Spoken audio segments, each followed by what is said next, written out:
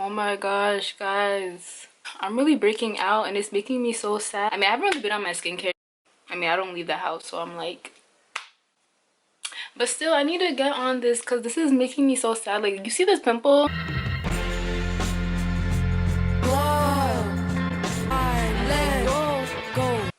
What is up, YouTube? It's your girl Kachi here, back again with another video. Alright, guys, so... Y'all already know why we're here right now. And it's very sad, but are we surprised? At this point, it's just a cycle. So I was on Twitter the other day and I was just seeing a bunch of influencers getting exposed. Their old tweets were, you know, of course, them bashing black women. Every time an influencer gets exposed, it's so funny how you notice that always towards black women. I didn't really know who most of those influencers were. The only one that I kind of knew was Only Bells because I've watched a couple of her videos in the past. And so I looked at Only Bells tweets and I saw that she was talking a lot of trash about black girls, Somalians. She's even making rape jokes too. And I feel we should be focused on the rape part because who's really thinking like that at a young age? That's actually crazy to me. Out of all the other influencers, the only other one that I was really interested in was Nella because I was also seeing a lot of tweets about her and about people saying things like she's a product of her environment. I decided that I want to do more research and like just look into her, and so I found out that Nella she is a 22-year-old influencer from London. She has over 300,000 subscribers on YouTube. People are saying that she had posted an apology video. I decided that I wanted to react to it and give you guys my thoughts on the situation with her. Let's get into it. If you didn't know already, a couple tweets from when I was about 12 to 13 resurfaced the internet today. I made some horrific tweets about black girls shouldn't wear bright lipstick. It's okay for white girls to wear weaves. You know, something I hear all the time, black girls shouldn't wear red lipstick. Like, I made tweets saying stuff like Somalian people are rowdy and they spit and stuff like that, which, like, I cannot explain how sorry I am for those tweets. Borderline, those tweets were terrible. I'm not nice to you, they were terrible.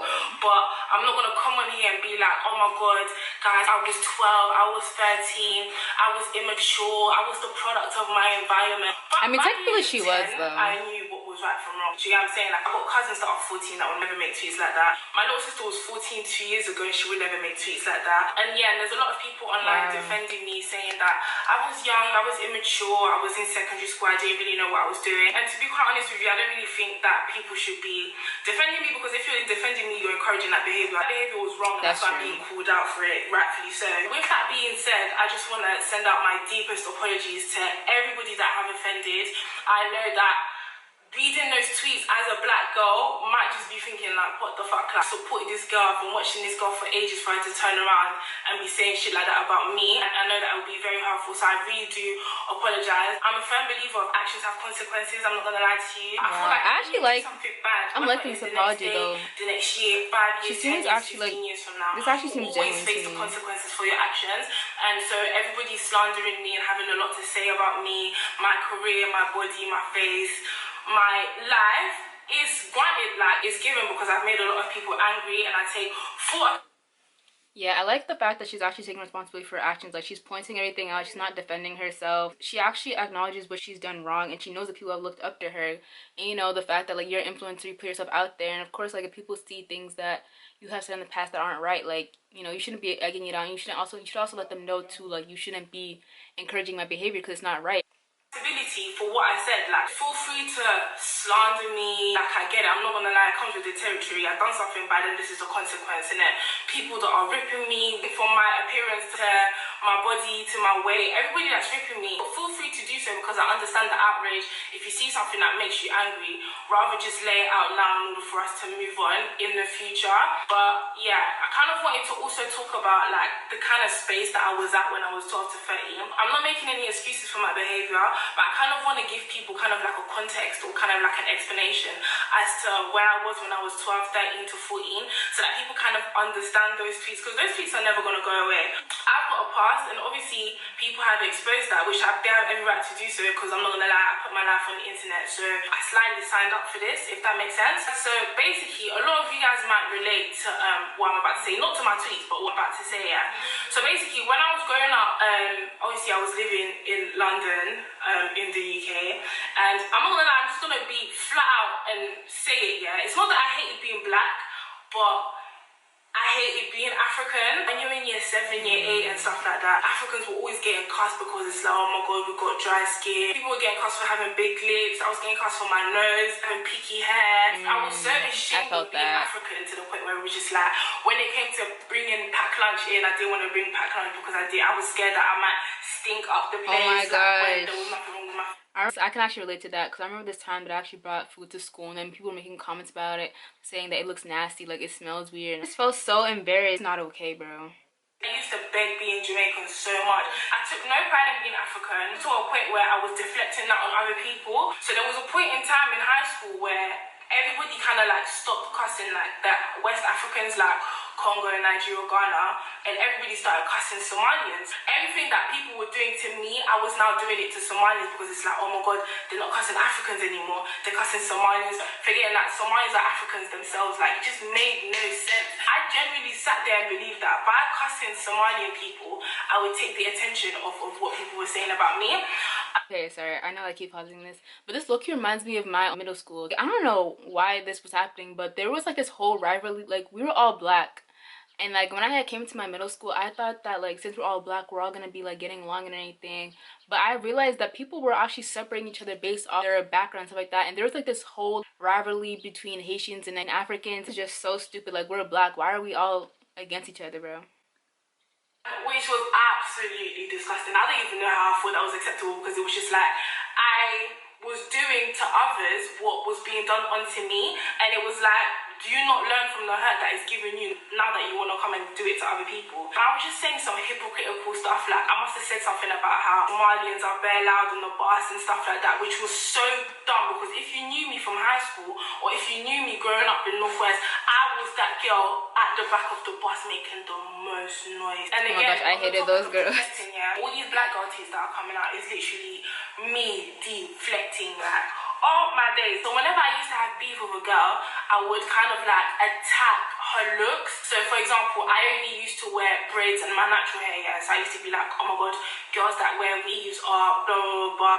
Oh my god, black girls that wear lashes, blah blah blah. It was so childish, so uncalled for, and so inappropriate because it's like I wear weaves, I wear lashes, I wear bright lipsticks, like, and it's sad to see because obviously I didn't love myself back then. Because obviously all of this melanin, black girl magic, all of this like glorifying of dark skinned people, glorifying of black people kind of started recently. I was one of those negative bitches that will just be talking about everybody, black girls that do this, black girls that do that, not knowing that I'm everything that I was cussing. And to make it worse, yeah, I was only sending for girls that I envied. So obviously I'm sitting there, I'm not allowed to wear a weave, yeah. And obviously girls are wearing weave, I'm just like, oh, black girls that wear weave are just overdoing it. It's for the white girls and da-da-da. Because I wasn't allowed to do it. I wasn't allowed to wear lashes. I wasn't allowed to wear lipstick. So I was hating on the girls that could. But yeah, like I was saying before, this is not an excuse for my behaviour. My behaviour was absolutely unacceptable, but this is kind of just like an explanation to kind of give you guys context as to where those tweets were from. I know a lot of people were shocked. Even I was shocked reading back those tweets. So yeah, everybody's slandering me now and dragging my name through the mud. It kind of makes sense because back then, when I was being a bitch on Twitter, nobody could really tell me nothing. So everybody doing it now is kind of like my karma for being so negative. Yeah, I'm the type of person that likes to see the positives in every situation. This situation has kind of like made me reflect on how far I've come as a person. I used to hate black girls for having things that I couldn't have. I just simply used to think that it just wasn't fair. Like, why am I ugly? Why do they get to wear weaves? Oh, let me just say it's tacky. I used to hate black girls because I used to hate myself. Kind of happy that I'm out of that state and that I kind of like embody my Africanness, like I embody my love for black women. I embody my love for myself and for being black, which is amazing. But I also want to take this time to say that it's very, very, very important to unlearn a lot of habits that we had during our teenage years. Selling for each other's looks, selling for each other's race, calling each other apes, gorillas. Listen, I done the most, guys. I was sending for people so much because I had been teased so much that I was sick and tired of it. That I was sending for everybody, which was so wrong because two wrongs don't make a right. Two wrongs have never made a right, to be fair. I was foul mouthed, I was rude, I was dead wrong, yeah. I was ignorant, I'm not gonna lie. I was anti-black and it's kind of weird to say because obviously I'm black, but I was anti-black at a stage in my life where I was so angry angry, and I don't believe that being angry means that it's okay for you to now go and inflict hate on other people, let alone your own people, your own race. It makes no sense. People unfollowing me, people disliking me, people losing a lot of love for me.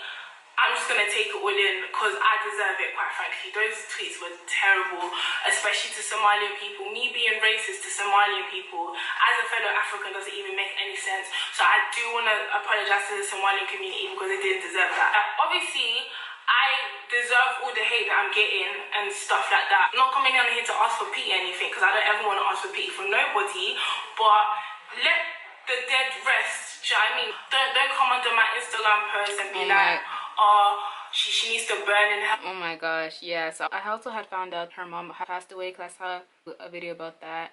And just seeing people, you know, saying stuff like that, bring up her mother, saying that she deserves to die. That's the thing too with cancel culture. It's so annoying because y'all are gonna come for people, be like, yeah, what you said wasn't right, da-da-da-da. Because, like, yes, I understand what they said wasn't right, but that doesn't give you the right to go and just, you know, talk about what the person did was wrong and then saying all this negative stuff like they deserve to die, like all that. Like, how are you gonna cancel somebody for something that they said? You're gonna go and be a negative, nasty person yourself. Like, do better. I'm sorry. And her mom is turning in her grave. And what would your dead mom say about all these tweets? And it's like, come on, guys. Everything else, like, this will drag me. I deserve to be dragged. I just have consequences, and I'm just living in the consequences. So yeah, keep the tweets rolling.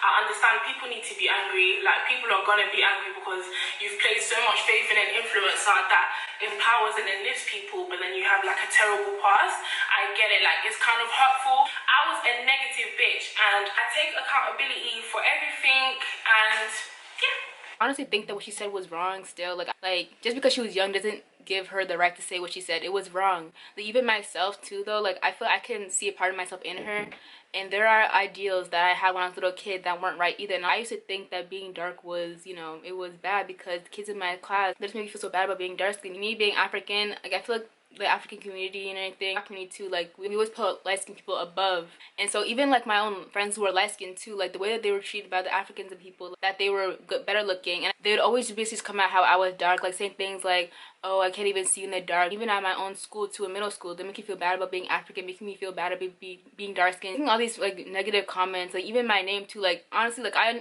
understand how she feels because even myself, like there was a point where I didn't even like being African myself, and like, you know, and even my name too, like I remember like the teachers, they would say my name in class and everything, and my name is very long, like it's hard to pronounce, and that's why I just go by Kachi, because my full name is Onyedi Kachi, but for other people it's very hard to pronounce it.